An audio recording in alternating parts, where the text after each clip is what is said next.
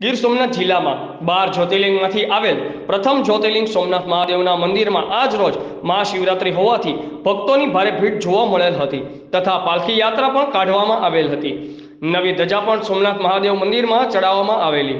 શિવજીમાં હર હર મહાદેવના નાદથી મંદિર ગુંજી ઉઠ્યું હતું અને દર્શન માટે ભક્તોની બહુ જ લાંબી કતાર જોવા મળેલી। આજ રોજ સોમનાથ મહાદેવના દર્શન માટે વિજયભાઈ રૂપાણી પણ આવેલ હતા। વિજયભાઈ રૂપાણીએ દર્શન કરી ધન્ય બન્યા હતા। બ્યુરો ચીફ સંજયભાઈ રાઠોડ, આઝાદ મીડિયા લાઈવ, ગીર સોમનાથ।